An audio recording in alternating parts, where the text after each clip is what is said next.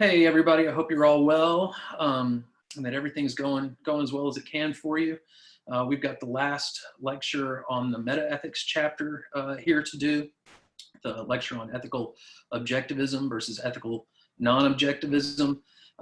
Before you watch the rest of this video, it's probably a good idea to go back and review the setup lecture on Introduction to Moral Philosophy and Meta-Ethics one more time before diving into this last bit of material.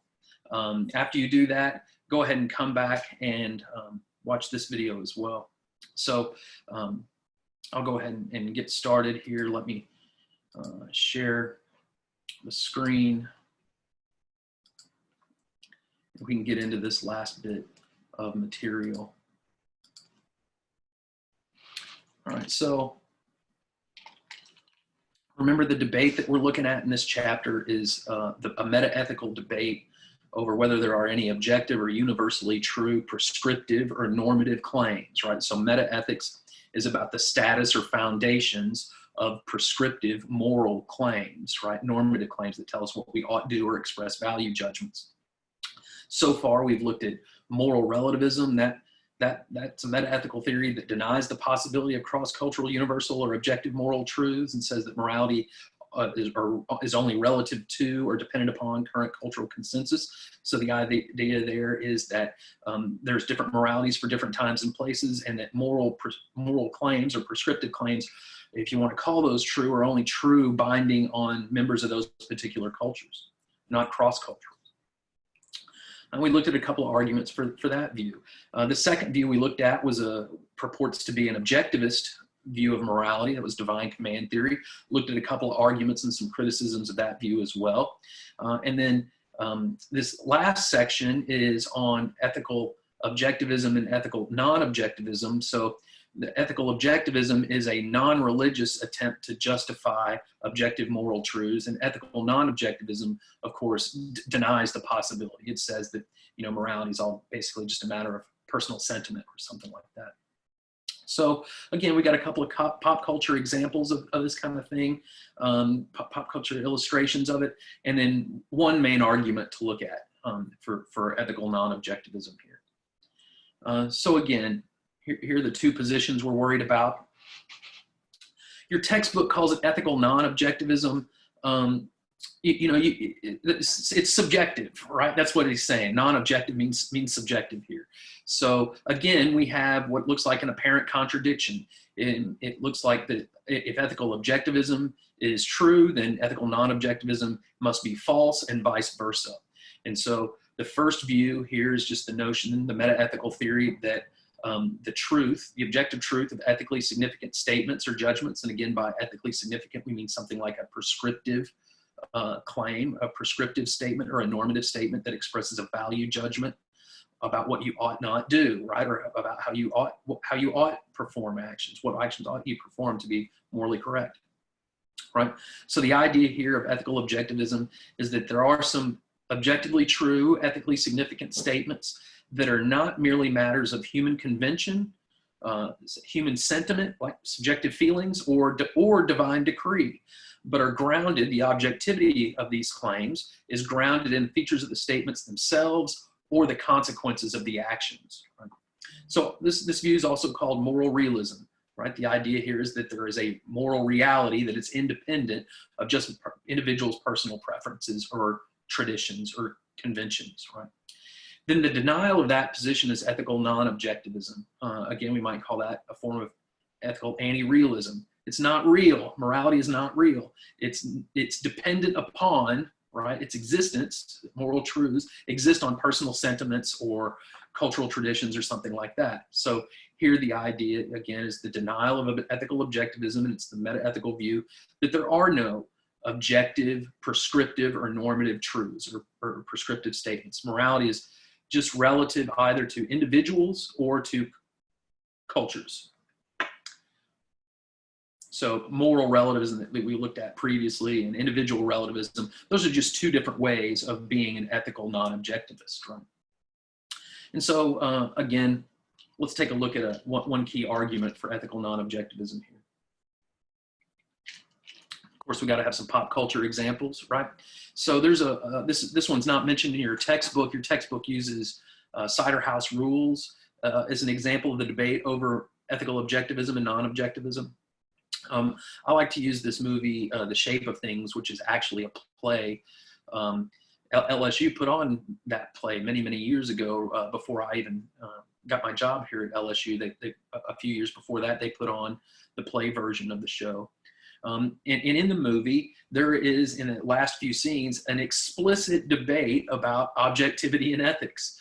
I don't want to spoil the movie for you, but one of the characters doesn't treat another character very well. And then when it's revealed that she's been lying to him and manipulating him all along instead of being in love with him, he says, you did something that's wrong. And she challenges him. She says, okay, well, prove it. If I did something wrong, then prove it. And then she goes on to say, everything is just subjective. It's not real. I didn't really do anything wrong. That's just how you happen to feel about it, but that's not like true in any objective sense of the term. Also, if you've seen the Joker movie with Joaquin Phoenix in it, during the interview scene, he tells the crowd, and including his interviewer, Maury, that just like you have different people have different senses of humor, right? Morality is the same kind of thing, right? Morality is no different than a sense of humor. It varies depending on people's particular personalities, right? So again, I've mentioned that the textbook uses Cider House Rules here. You can take a look at certainly The Shape of Things. I posted a little clip of the very end, the debate between them on Moodle as well. There's a clip from the Joker on there as well. And we can use other pop culture examples here as well. There's an explicit debate over morality and objectivity of morality, the relative notion of morality in the episode Time After Time, where Eugene says, the only thing that really matters is my own survival and my own self-interest. There are no moral truths that are binding on people in these conditions. It's just about doing whatever you have to do to get by, and morality doesn't figure into it. I like to use Rick from Rick and Morty. Rick gives a scientific explanation to debunk the notion of romantic love in one episode, and it's not too hard to see him, not too much of a stretch to suggest he'd give the same kind of naturalistic debunking argument of morality. It's just a bunch of, chemical reactions in our brains that keep us cooperating with each other. But there's no truth to morality. And in fact, one episode of Rick and Morty, Vindicators 3, Morty says that according to Rick, morality is just an artificial construct, right? So again, kind of expressing the idea that morality is not real. So again, we've got a disagreement argument for ethical non-objectivism here. There are some subtle differences between this disagreement argument and the one that we saw, the cultural differences argument for moral relativism. There, the disagreement or the differences were between cultures, right? This argument is more like posits not just widespread disagreement, but what it's really worried about is the idea that there are persistent and unresolvable disagreements about morality. And if there were any objective truth to morality, we wouldn't see such persistent, unresolvable disagreements about it. So again, I've put up just kind of an ordinary language, a conversational version of this argument. So here we go. I don't really think that there are any objective or universal ethical truths. Again, prescriptive truths, right? Remember, metaethics is about the status of prescriptive claims, right? If ethical objectivism is true, then we wouldn't find so much persistent and intractable disagreement over morality. But when we look at morality, what we find are widely divergent moral beliefs that are the focus of much debate. Even people who otherwise agree that there are objective ethical truths disagree over which ones are actually objectively true. Some objectivists think that it's always wrong to kill an innocent person, while others have developed intricate and subtle arguments that support the view that it's sometimes permissible to kill an innocent person so long as it maximizes overall happiness for more people. Some ethical objectivists think that that it is objectively true that lying is always wrong, while still others think that it's sometimes permissible to lie. Moral theorists have been arguing over these fundamental issues for centuries, but the same disagreements persist, and no more persuasive arguments or evidence to resolve those debates appears to be forthcoming. It's not even clear what conceivable evidence would resolve those disagreements. So there's no good reason to think that there are any objectively true moral judgments or prescriptive statements. In other words, ethical objectivism is false. I know that isn't a very popular view among moral theorists, but that's what I believe. I think all the moral theorists are mistaken. So once again, what you need to do here, either using this passage or the passages that discuss the argument in the textbook, is to reconstruct it as a deductively valid argument. Right? Number your premises, put them in the order in which they are said to lead to the conclusion, and then the conclusion will be on the bottom line. And so again, what you might do here is, in this passage that I have, identify any main premises, like look for if-thens or either-ors, use those as your main premises. You know that the conclusion here is at the bottom of this passage, although it is mentioned up at the top as well. It's mentioned at the bottom of the paragraph here as well.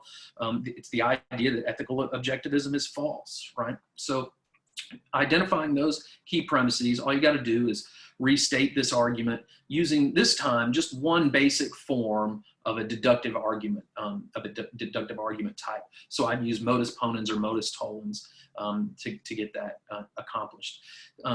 So once you, so press pause here, take some time, reconstruct the argument, and then once you got your reconstruction down, come back and let's look at the objection.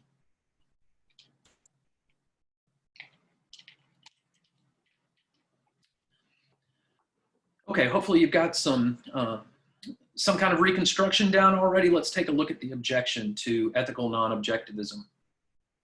And right away, since we've already seen one kind of disagreement argument and seen an objection called that I call the logic of disagreement objection to the cultural differences or cultural disagreement argument for moral relativism, you might already kind of be anticipating that there's a similar problem with this argument, right? So a key premise in the persistent disagreement argument for ethical non-objectivism makes this assumption. So it's got a key premise that has this basic underlying assumption. And your textbook labels it A, so I just, following the textbook's lead here, that's how I presented it here. So A, if a statement or theory, right, is objectively true, then it cannot be subject to persistent intractable disagreement, or at least there would be some sort of conceivable evidence that would resolve the debate if we were able to find it, right? So now note the following. That's a disagreement thesis again. It says that if there's persistent intractable disagreement over a subject, that there's no objective truth with regard to that subject matter. Well, note that the key premise in the argument is asserting that this underlying assumption is true, but that underlying assumption is subject to intractable persistent disagreement. There are many philosophers who disagree with that underlying thesis. Well, according to that thesis itself, then, that disagreement about that thesis would mean that that thesis itself cannot be objectively true. So we get another kind of self-referentially incoherent objection to the persistent disagreement argument for ethical non-objectivism. So again, your job then is just to pick out which premise that error occurs in, and then to do a good job of elucidating the explicit contradiction that that statement affirms, and then show why it violates the law of non-contradiction. All right, so that takes care of this one argument for ethical non-objectivism. We see that it has problems as well. So that leads many philosophers to think, well, there's got to be something to this idea of ethical objectivism.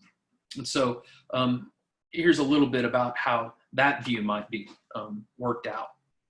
So we've already seen throughout the course a couple of examples of truths of reason. This is the law of non-contradiction. Leibniz's law looks like a good example of a truth of reason. Certainly the law of non-contradiction is probably our least controversial and best example of a truth of reason. And so a truth of reason has three characteristics to it. It's A, B, and C here on your screen.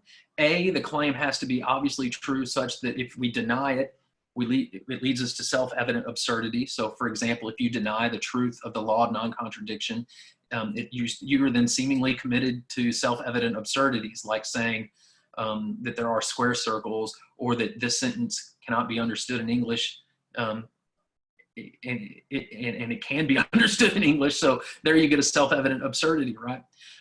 B, the second criteria for truth of reason is that it's objectively true such that the truth applies universally. And C, it's non-empirical, right? So remember, philosophy is about not empirical claims, but about non-empirical claims, at least is how we've been talking about it this semester on the basis of our R1 textbook here. Now, those are just the three criteria for a truth of reason. An ethically significant truth of reason, a prescriptive claim, right, a normative claim. To make it ethically significant, it has to have that action guiding character to it, that prescriptive characteristic to it. And so that would be a fourth criteria then that a statement would have to meet in order to be an ethically significant truth of reason. The law of non-contradiction, truth of reason, but it doesn't guide behavior in any way. It just says that something can't be true and false at the same time in the same respect. There's nothing action guiding about that. In order for it to be a moral claim, it's got to have a prescriptive dimension to it. And so your book has two examples of potential candidates for ethically significant truths of reason. The first one is that no one is responsible for things totally beyond their control, and that equals should be treated equally. Let's just take the first example there. That no one is responsible for things totally beyond their control. Well, the idea of being responsible for has wrapped up in it the idea that I had some control over that event, right? So if I were to deny the idea that no one is responsible for things totally beyond your control, it looks like I'd be committing myself to self-evident absurdities, like that you can control whether or not you were born, or that you can control how tall you grow, or whether you have, or the color of your natural hair, right? Well, you don't have control over those things, right? Notice also that it's a universal statement, and that idea of responsibility, presupposing the idea of having some control over my actions, it seems to be a non-empirical matter as well. It's the problem of free will, right? We saw that earlier in the semester. Notice also that it meets the fourth criteria, that it's prescriptive. It guides conduct with regard to assessing praise and blame. So if there's anything to these ideas of ethically significant truth of reason, then that's enough to get the idea of ethical objectivism off the ground. And given that we've seen that the arguments for ethical non-objectivism don't work out so well, we have then both a criticism of the contrary view and a positive argument for an ethical objectivist view, namely that if there are any ethically significant truths of reason, then ethical objectivism would be true. And so here we have one such candidate for that. All right, so that takes care of the meta-ethics chapter. Again, send me your questions or send me your practice exercises so that I can check out how you reconstructed the arguments and give you some feedback on that stuff before you have to submit the one that you picked to do for a grade at the end of this chapter. As we'll see in the next chapter, all the normative theories that we're going to look at in chapter 7, they presuppose some kind of objectivism. So when we're talking about that stuff, it's important to keep in mind that the arguments against objectivism in morality didn't turn out so hot, and then gives you some reason to suspect that, well, we just need to work out some version or another of an objectivist view. All right, folks, so again, let me know if you have questions. You can shoot them to me by email, or you can post them in the forum if they're of general interest, and then I can answer them there so everybody can see them. All right, hope y'all are well. Take care. We'll see you on Moodle.